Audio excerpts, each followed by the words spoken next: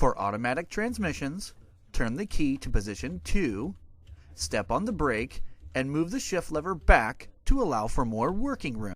For manual transmission models, move the lever to one of the back positions. Using a plastic interior tool, pry out the lower pen holder. Using a TORX 25, remove the 2 fasteners located under the climate control panel. Remove the climate control panel by pulling outward and downward from the bottom. Put the transmission shifter back in park and remove the key from the ignition.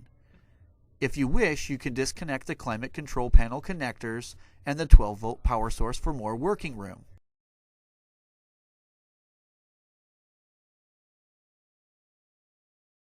Remove the 2 TORX 25 fasteners at the bottom of the stereo head unit. Once the 2 fasteners are removed, pull out at the bottom to release. Sometimes these are a little stuck, but will pop loose.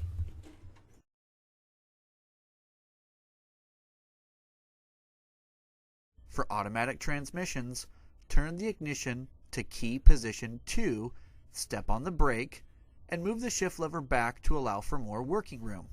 For manual transmissions, move the shift lever back to one of the rear positions. Use a plastic interior tool to raise the shifter bezel.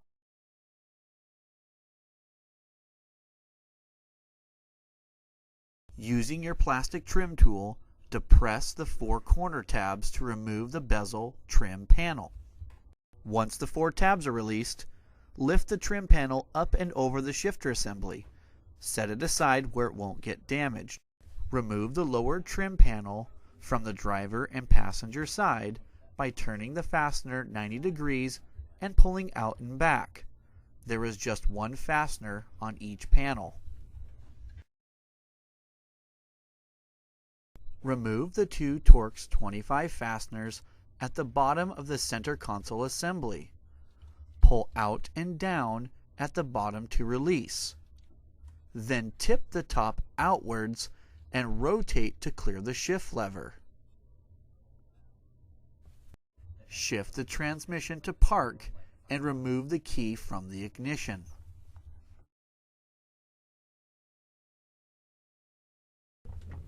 Looking at the back of the 1999 to 2004 head unit, these are the electrical connections involved in this install: the factory changer connection, the constant power connection, and the case ground screw. The 2005 and newer head units have the same 3 electrical connections. In this picture, you'll notice all the connectors were removed just so we could show you what the rear of the head unit looks like. We'll start by connecting the main GROM harness shown here. Using a Phillips head screwdriver, loosen the case ground screw and slide the black ground wire connector under the screw head. Then retighten the screw. Disconnect the factory changer harness and plug in the GROM DIN connector. You will not reconnect the factory changer harness. The factory navigation connector, if equipped, will plug into the other DIN connector on the main GROM harness shown here.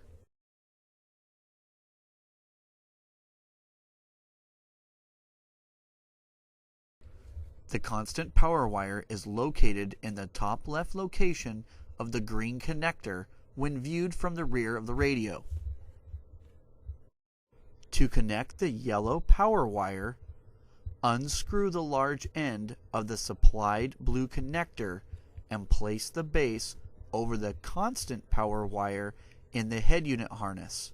Screw the center of the blue connector back onto the base, piercing the power wire.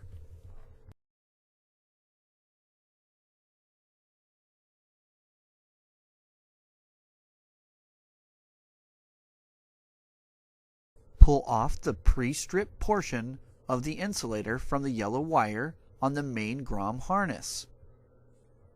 Unscrew the small end of the blue connector and insert the yellow wire through the ring and into the top of the blue connector. Make sure the bare metal wire is resting against the internal metal stud and screw the top back into the connector.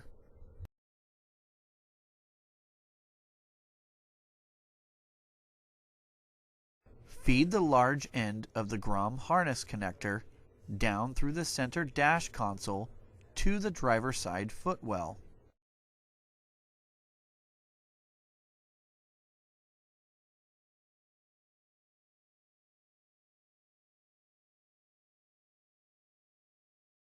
Make sure all the head unit plugs are connected before turning the ignition to position 2. Step on the brake and shift the transmission lever to the lower gear and then reinstall the head unit. After the head unit is back in place, shift the lever back into park and turn off the ignition.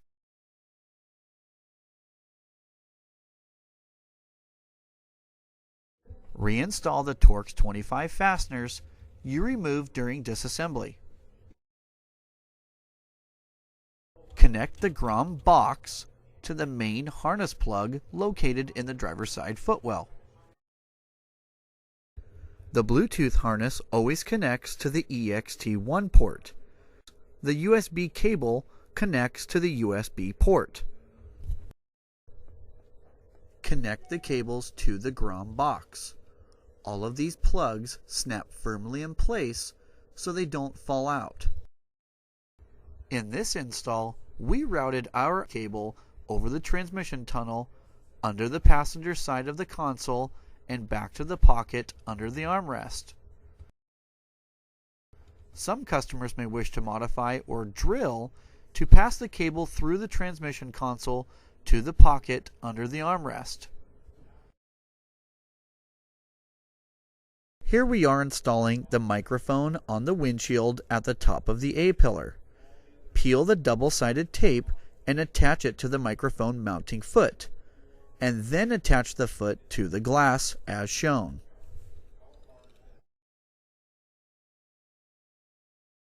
Mount the microphone to the foot and route the wire down the pillar using an interior tool.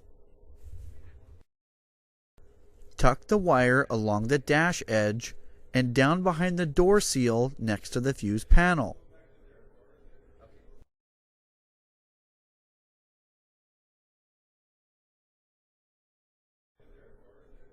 Then route the wire over the knee bolster to the driver's side of the center console.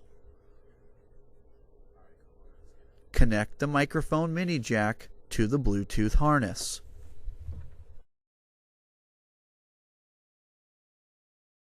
The GROM box will slip into the transmission console below the head unit. Make sure there is no interference with the shift mechanism on manual transmission models. Here we have used twist ties to tidy up the extra wires and slide the Bluetooth antenna behind the trim panel. Reinstall the trim panels and shifter bezel. Turn the ignition and head unit on. Select the changer mode on the source control. Check the Bluetooth settings on your phone and pair with the GROM audio device that appears.